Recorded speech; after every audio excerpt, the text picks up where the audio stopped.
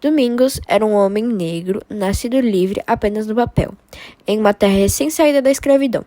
No final do século XIX, o Brasil celebrava sua entrada na modernidade, com a abolição que veio tarde e vazia. A Lei Áurea extinguiu a escravidão, mas não garantiu terras, salários ou dignidade aos libertos.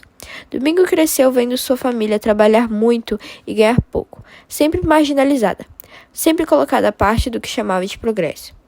Mas quando ouviu falar sobre as mudanças em São Paulo, novas indústrias surgindo, ruas se expandindo, empresas contratando, decidiu partir. A cidade era o novo coração do país, dizia-se. Com a roupa do corpo, uma trouxa nos ombros e a esperança resistente, embarcou rumo à capital, como tantos outros negros que sonhavam com uma vida digna. Mas o que encontrou não foi outra forma de exclusão. A cidade crescia sim, mas não para todos.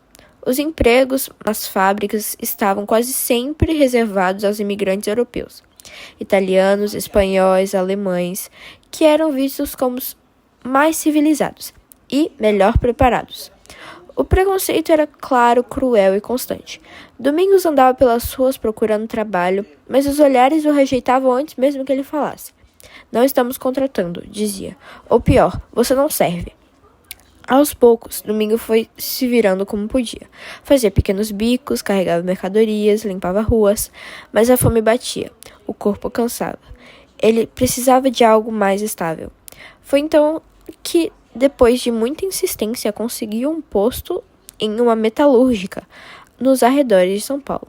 Era um cargo de baixa remuneração com as piores tarefas, mas ainda assim era trabalho. E trabalho, para Domingos, é uma chance de sobreviver.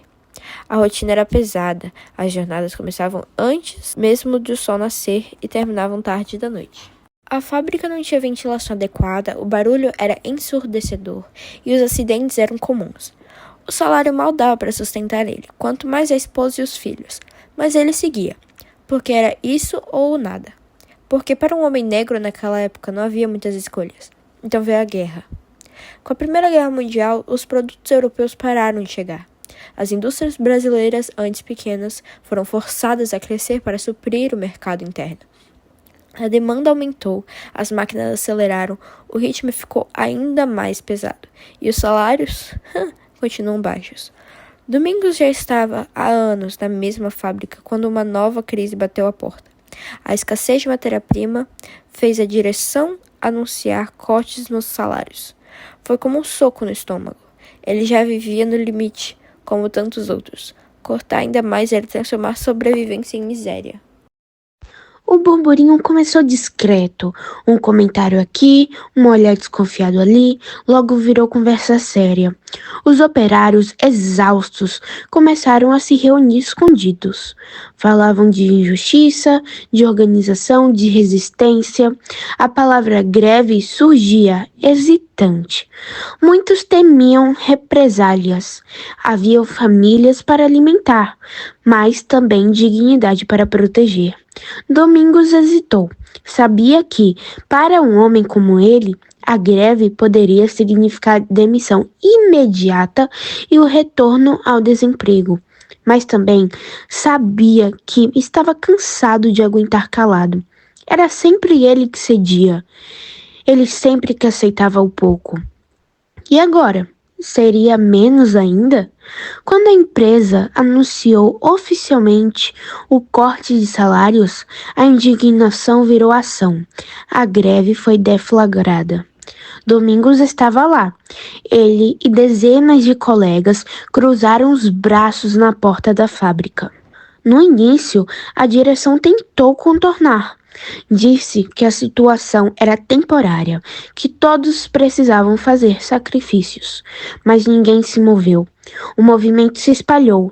Outras fábricas ouviram os rumores. Trabalhadores de tecelagens, de gráficas, de outras metalúrgicas se juntaram. A cidade começava a ouvir um som diferente. Não era o das máquinas, mas o das vozes operárias.